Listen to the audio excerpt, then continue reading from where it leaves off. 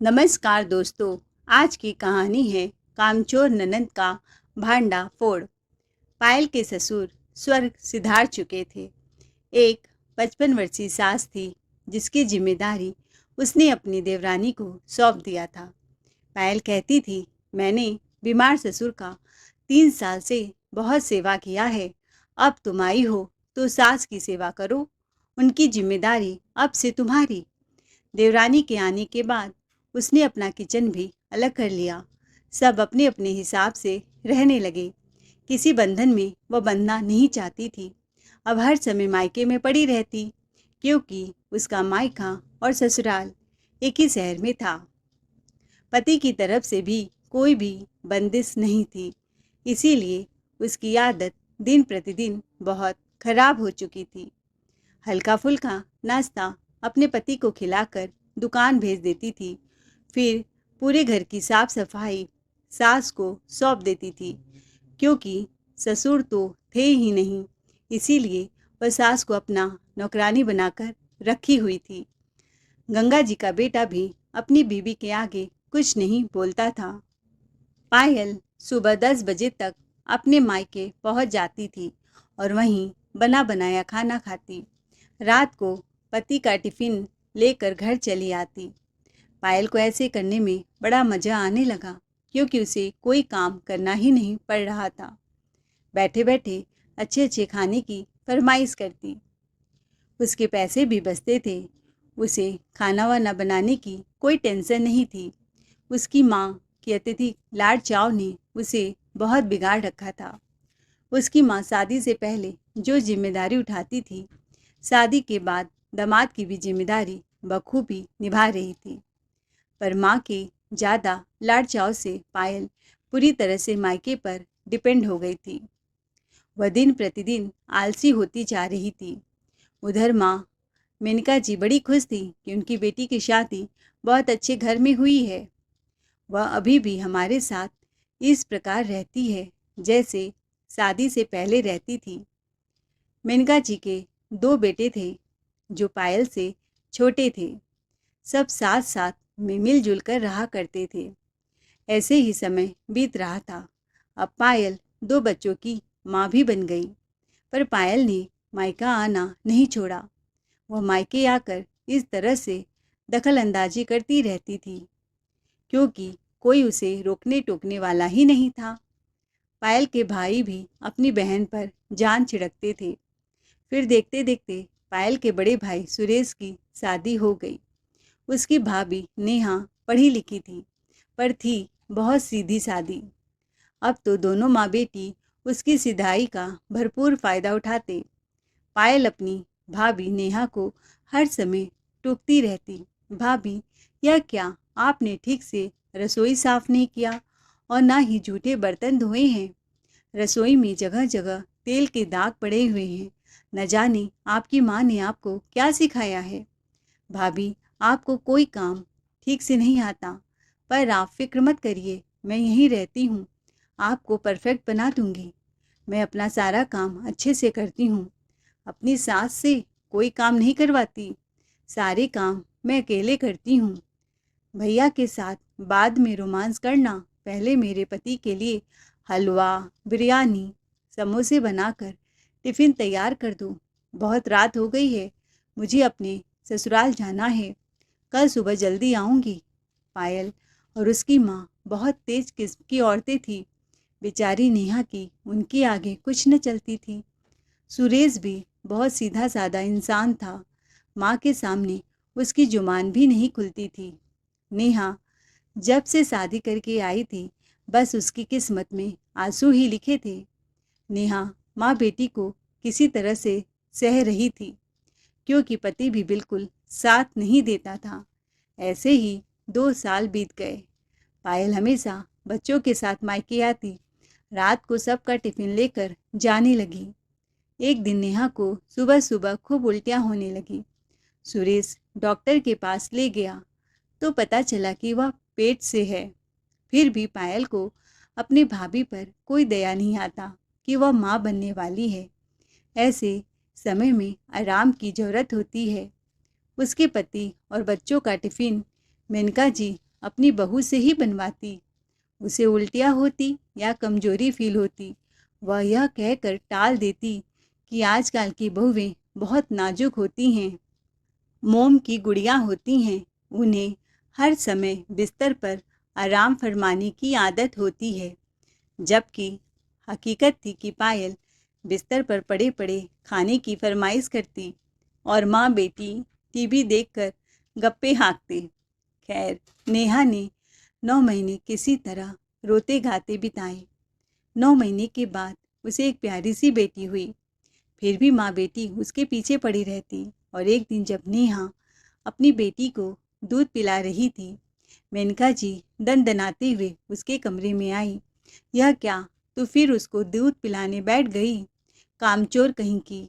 नेहा ने जैसे ही दूध मुही बच्ची को अपने सीने से लगाया, उसकी सास मेनका जी दहाड़ उठी।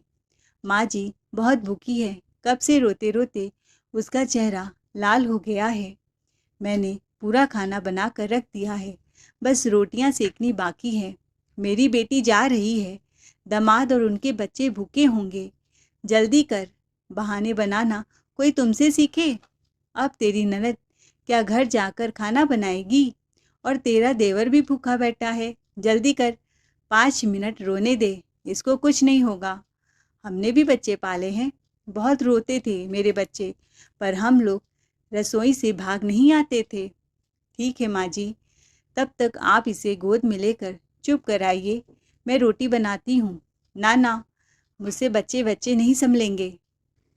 नेहा अपनी 1 महीने की बच्ची को रोता बिलखता छोड़ ननंद नंदोई और उनके बच्चों का टिफिन पैक करने लगी।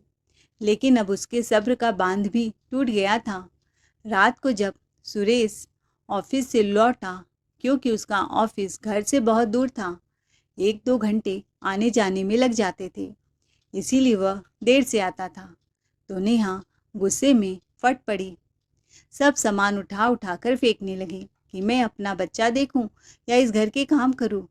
ननंद नंदोई की 3 साल से सेवा कर रही हूं, अब मुझसे इतना काम नहीं हो पाएगा, कुछ करो तुम।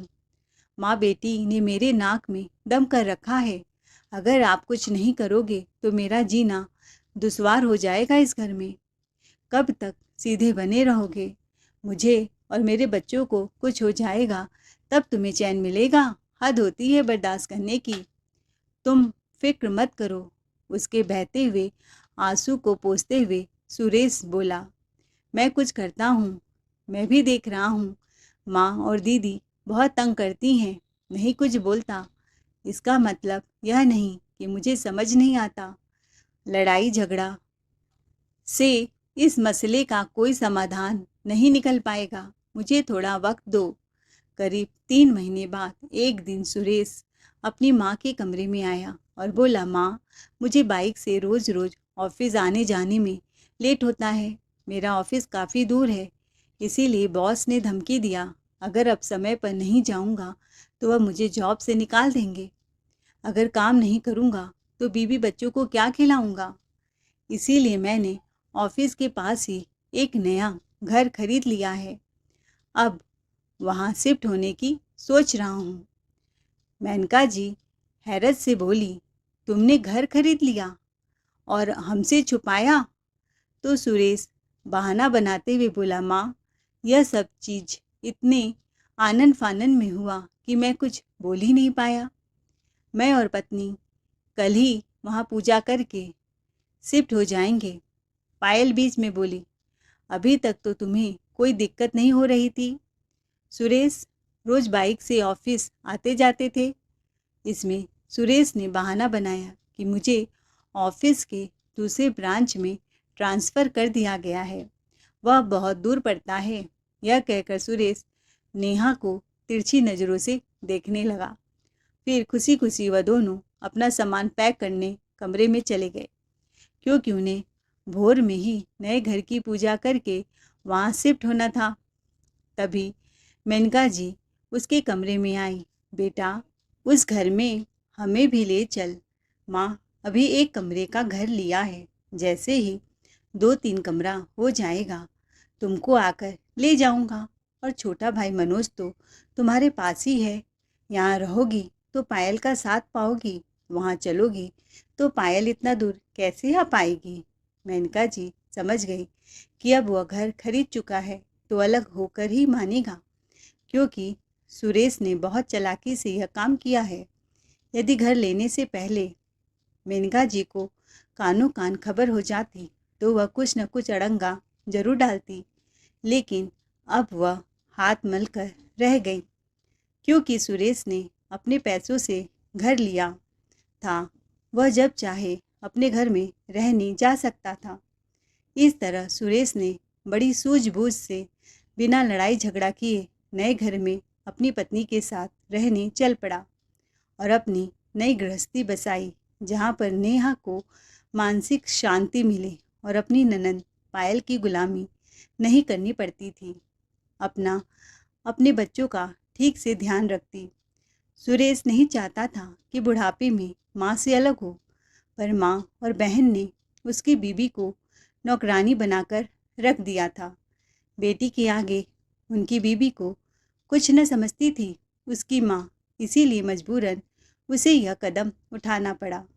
पर माँ को बेटी से इतना लगाव हो चुका था कि वह बेटी को कभी कुछ बोलती ही नहीं थी कि अपने घर में रहो, अपने सास ससुर की सेवा करो। बेटी की शादी हुए 7-8 साल हो चुके थे, पर अभी भी उसका हिसाब किताब वही था।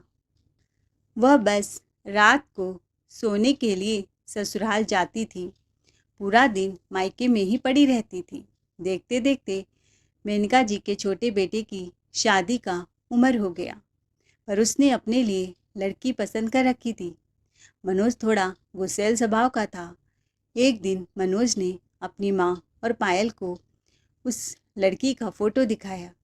मेनका जी सोचने लगी कि इस तरह से बड़े बेटे ने धोखा देकर उनसे मुंह मोड़ लिया। अगर मनोज की उसके पसंद की लड़की से शादी करवा दूंगी तो कहीं वह भी बीबी के इशारों में ही नाचने न लगे।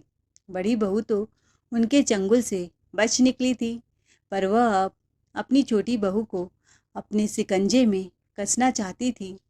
इसीलिए मेनका जी बोली, बहू तो मैं अपने पसंद की लाऊंगी, नहीं तो तू भी बड़े भाई की तरह हमसे किनारा कर लेगा। नहीं माँ, ऐसा नहीं होगा। जो तू कहेगी वही करूँगा। मैं शादी का वादा अंजलि से कर चुका हूँ, मैं उसे धोखा नहीं दे सकता। पायल बोली, भाई माँ बाप कितना कष्ट झेल कर बच्चों को पालते पोसते हैं, पर तुम लोग बीबी के आते ही जोरू के गुलाम हो जाते हो। जब तुम भी छोड़कर चला जाएगा तो माँ किसके सहारे जिएंगी।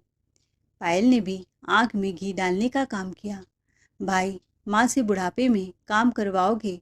देख, मैं अपने सास से कोई काम नहीं करवाती। तेरी बीबी ने अगर खाना बनाने से इनकार कर दिया तो मेरी माँ का क्या होगा। पायल ने शादी से पहले मनोज को उसकी पत्नी के खिलाफ भड़काना शुरू कर दिया। नहीं दीदी, जो आप लोग कहेंगे वैसा ही होगा। मैं अपनी माँ के खिलाफ नहीं जाऊँगा, पर मैं शादी तो उसी लड़की से करूँगा। ठीक है, अपने बात से मुकरना मत। कुछ दिन बाद दोनों की शादी रीति रिवाज से संपन्न हो गई। बड़े भाई भाभी भी आए, शादी अटेंड किया और दूसरे दिन ही वह अपने घर वापस चले गए। अंजलि पढ़ी लिखी, तेज तर्रार, आज के ज़माने की मॉडर्न लड़की थी। घर में कदम रखते ही सब समझ गई कि सिर्फ यहाँ माँ और बहन की ही चलती है। उस पर भी पायल ने अपने नियम कायदे थोपने शुरू कर दिए। सुबह के 4 बजे ही मेनका जी सुहाग रात वाले दिन ही दरवाज़ा पीटना शुरू कर दिया। बहू को काबू में रखना जो चाहती थी। इतना कौन सी थकावट है बहू, कितनी देर तक पसरी पड़ी हो। आज मेरी बेटी पायल जल्दी आएगी और मेरे पड़ोस के लोग भी खाना खाने आने वाले हैं। बहुत काम पड़ा है, इसीलिए जल्दी जल्दी हाथ चलाना। अंजलि को बड़ी हैरानी हुई, यह कैसी सास है। आते ही बहू को किचन में झोंक रही है, न कोई रस्म न कोई रीति रिवाज। और मनोज भी कुछ कह नहीं रहा है। लगता है माँ बेटी ने मिलकर मेरे पति को अपनी मुट्ठी में कसकर पकड़ रखा है। खैर, वह कमरे से नहा धोकर एक अच्छी सी साड़ी पहनकर सास के कमरे में आ गई। इस संस्कारी बहू की तरह मेनका जी का पैर छूने लगी। मेनका जी ने बोला, बस बस, यह सब नाटक छोड़ो और किचन जाकर संभालो। अंजलि खाना बनाने में एकदम माहिर थी, एक्सपर्ट थी। वह किचन में गई। इडली सांभर की तड़के की खुशबू से पूरा घर महक उठा। दूसरी तरफ उसने एक बड़े पतीले में खीर चढ़ा दिया और ड्राई फ्रूट्स काटने लगी। डाइनिंग टेबल पर मेनका जी, उनकी बेटी पायल, नंदोई और उनके 2 बच्चे, कुछ पड़ोसियाँ सब बैठकर खाने का इंतजार कर रहे थे। जैसे ही अंजलि ने खाना टेबल पर रखा तो देखते ही सब खाने पर टूट पड़े और फटाफट खाना खत्म हो गया।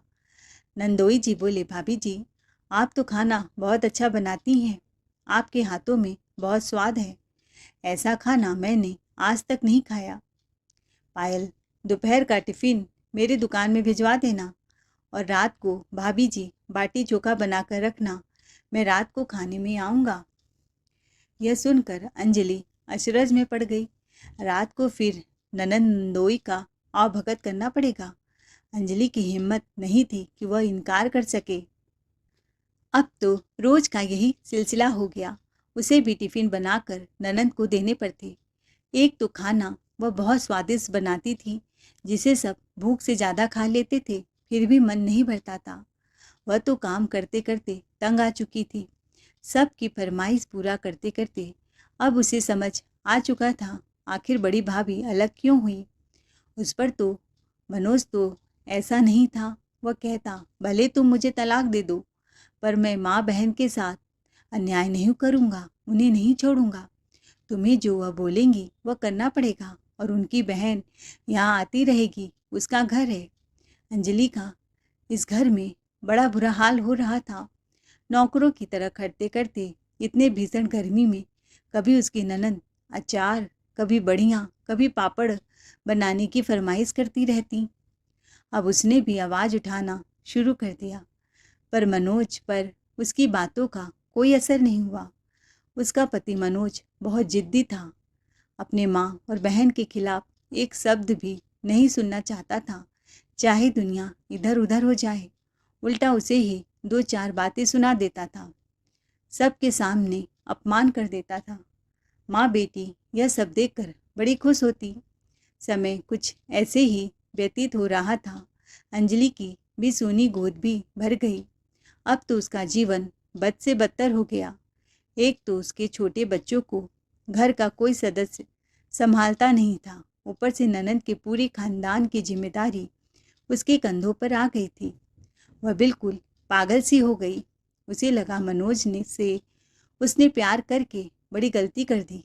वह मेरे प्यार के काबिल ही नहीं था, पर मैं इन सब को सबक सिखा कर रहूँगी। माँ बेटी की गुट को न तोड़ दिया तो मेरा नाम अंजलि नहीं। दूसरे दिन वह अपने बच्चे को डॉक्टर के पास वैक्सीन लगाने के बहाने बाहर निकली। फिर वहाँ से दोपहर को पायल के ससुराल पहुँच जाती है। उसने जो वहाँ देखा तो उसके तो हाथ पाँव फूल गए।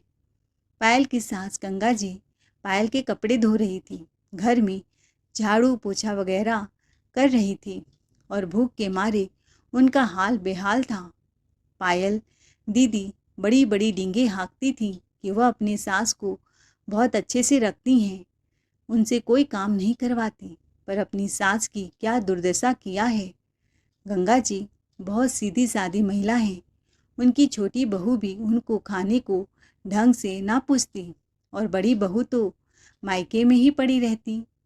यह सब देखकर उसकी आंखें डबडबा गई। उसने कहा, माँ जी, मैं पायल दीदी की छोटी भाभी अंजलि हूँ। गंगा जी ने उसे प्यार से बैठाया और चाय पानी पूछने लगी। माँ जी, एक बात बोलूँ, बुरा मत मानिएगा। हाँ हाँ बहू बोलो। आप इस घर की मालकिन हैं और आपके पति का दुकान भी है। जब आपने ही इन दोनों बेटे को सब कुछ दिया है, रुपया पैसा जमीन जायदाद, तो आप यहाँ नौकरानी वाली जिंदगी क्यों जी रही हैं? आप घर के सारे काम कर रही हैं। शादी के बाद बहू का असली घर ससुराल होता है, ना कि मायका। अगर आप गलत के खिलाफ आवाज़ नहीं उठाएंगी तो एक दिन ऐसा आएगा कि आप वृद्धा आश्रम में पड़ी रहेंगी और दोनों बेटे आपके घर में कब्जा कर लेंगे। इधर पायल दीदी ने हमारा जीना हराम कर रखा है। बड़ी भाभी तो पहले ही घर छोड़कर जा चुकी हैं, पर मेरा पति तो, कहते हुए अंजलि फुट फुट कर रोने लगी। मैं तो मायके भी नहीं जा सकती क्योंकि मेरी शादी लव मैरिज हुई है। लोग कहेंगे यही पति तुमने ढूंढा था अपने लिए। ससुराल में पायल दीदी ने मुझे नौकरानी बना रखा है और यहाँ पर आपको। माँ जी, कब तक आप ऐसे सहती रहेंगी? अन्याय सहना भी बहुत बड़ा पाप है। माँ जी, क्यों ना हम आप एक हो जाएं, फिर उनको ऐसा सबक सिखाएं कि पूरी दुनिया हिल जाए। यह सब सुनकर गंगा जी के अंदर पहली बार आत्मविश्वास भर उठा। उन्हें लगा सच में मेरी बहुओं ने तो मेरा बहुत बुरा हश्र कर दिया है। मालकिन होते हुए भी मैं इस घर की नौकरानी बन गई हूँ। अब देख मैं क्या करती हूँ। उन्हें अंजलि से बहुत हमदर्दी हो गई। अंजलि ने धीरे से उनके कान में फुसफुसाया। उसके बाद वह वहाँ से लौटकर अपने घर चली आई। पायल को अंजलि के मिजाज आज कुछ अलग ही बदले बदले नजर आ रहे थे। वह बड़ी खुश थी। फिर दूसरे दिन सुबह सुबह बाथरूम से चिल्लाने की तेज तेज आवाज़ आने लगी। अंजलि दर्द से छटपटा रही थी। कपड़े धोते समय उसका पैर साबुन पर पड़ गया और वह फिसल कर गिर गई। मनोज दौड़ता भागता हुआ बाथरूम की तरफ गया। क्या हुआ अंजलि? पूरा घर सर पर क्यों उठाया है? अरे मेरे हाथ पकड़ कर उठाओ, लगता है मेरे पैरों की हड्डी टूट गई है। मनोज जैसे तैसे उसे अपने हाथों का सहारा देकर कमरे तक पहुंचाया। फिर बोला, चलो मैं तुम्हें डॉक्टर के पास ले चलता हूँ। नहीं, मेरे जाने की हिम्मत नहीं है ऐसी हालत में, बहुत तेज़ दर्द है। मैं अपनी सहेली को फ़ोन करती हूँ, वह हड्डी की डॉक्टर है, वह मेरे घर आ जाएगी। अंजलि की सहेली ने एक्सरे की रिपोर्ट से बताया कि उसके पैर की हड्डियाँ फ्रैक्चर हो गई हैं। 1-1.5 महीने तक उसे कंप्लीट बेड रेस्ट बोला दिया था, नहीं तो पैरों का दर्द बढ़ जाएगा और चलने फिरने में परेशानी होगी। यह बात जब मेनका जी को पता चली तो उनके तो कलेजे में आग लग गई। उधर पायल हल्का फुल्का नाश्ता बनाकर अपनी सास से कहा, माँ जी मैं मायके जा रही हूँ, अभी मेरे पास टाइम नहीं है, घर की साफ सफाई वगैरह कर देना। अपने मायके जाने लगी तो उसकी सास गंगा जी ने घर का दरवाज़ा बंद कर दिया और तेज आवाज़ में चिल्लाया, यह कोई तरीका है? सुबह सुबह मुंह उठाए मायके चली जाती हो, और खबरदार जो मायके जाने का नाम लिया तुम सब के हाथ पैर तोड़ दूंगी। गंगा जी का यह काली का रूप देखकर तो पायल अंदर से डर गई। फिर गंगा जी ने झाड़ू उठाकर पायल को 2-4 लगाने लगी। मैं सफाई करूं, तू मेरी सास है कि मैं तेरी? अगर तुम मायके गई तो मैं अपनी ज़मीन जायदाद से तुम सबको बेदखल कर दूंगी। सुन लो तुम सब कान खोलकर। और आज वकील साहब घर आते होंगे। बहुत अपनी मनमर्जी कर लिया, जाओ खाना बनाओ। बड़ी मुश्किल से पायल अपनी जान बचाकर मायके के लिए भागी। घर पहुंचते ही वह सीधे किचन में गई तो खाने का पतीला खोल कर देखा तो वह खाली था। वह भूख से छटपटा रही थी। पायल दौड़े दौड़े अपनी माँ के कमरे में गई। क्या माँ, अब भूखा ही मारोगी तुम भी? बेटा, तेरी भाभी का पैर की हड्डी फ्रैक्चर हो गया है। वह महारानी बिस्तर पर बहाने बनाकर आराम कर रही हैं। यह सुनकर तो पायल जैसे सदमे में ही चली गई। अब उन्हें तो काम करने की आदत थी नहीं, बिल्कुल। उनके तो पसीने छूट गए। ऊपर से मनोज भी हर काम के लिए माँ बहन को आवाज़ लगा रहा था। कुछ दिन ही बीते थे, दोनों का मूड और ज़्यादा खराब हो गया। मनोज बोला, माँ बहू के कपड़े धो दो। और वह कपड़े ऐसी हालत में कैसे धोएगी? और यह बच्चे के लैट्रिन सूसू के भी कपड़े साफ करने पड़ेंगे। घर के झाड़ू पोछा बर्तन से लेकर सब चीज़ें उन्हें करना पड़ रहा था। छोटे भाई और उसकी बीवी के पसंद का खाना भी उनको बनाना पड़ रहा था। यह सब देखकर अंजलि मन ही मन बड़ी खुश थी। उसे लगा अगर वह गुस्से में मायके चली जाती तो उनको सबक कैसे सिखाती। कितना मज़ा आता है दूसरे घर की बेटियों को नौकरानी बनाकर ससुराल में काम करवाना, खटवाना। जब खुद को उनके लिए काम करना पड़ता है तो कितना गुस्सा आता है। आज उन्हें अच्छे से पता चल गया होगा। बेटा, मुझसे बच्चे के पॉटी सूसू के कपड़े साफ नहीं होंगे। बुढ़ापे में तुम मुझसे इतना गंदा काम करवाएगा। ऊपर से काम वाली भी छुट्टी पर गई है। मेरी सांस फूलने लगती है। तुम्हारी सेवा करूं कि तुम्हारी बीवी की? मनोज बोला, माँ, दीदी जीजा जी की खातिरदारी हमेशा अंजलि मुस्कुराते हुए करती आई है। 1-2 महीने अगर दीदी सेवा कर देंगी तो उनका क्या बिगड़ जाएगा? वह तो मेरी प्यारी दीदी है। पायल भौवे चढ़ाकर बोली, मेरा क्या दिमाग खराब है? अपने ससुराल को छोड़कर मायके की नौकरी बजाऊं? मेरे पति बच्चे सास नहीं है क्या? तेरी पत्नी के कौन से पैर टूट गए हैं? बैठे बैठे खाना बना सकती है। एक काम कर मनोज, तू अपनी बीवी की सेवा कर, मैं अपना ससुराल देखती हूँ। और मुझसे कोई उम्मीद मत करना। वैसे भी मेरे पति को रोज़ रोज़ यहाँ आने में बड़ी दिक्कत होती है।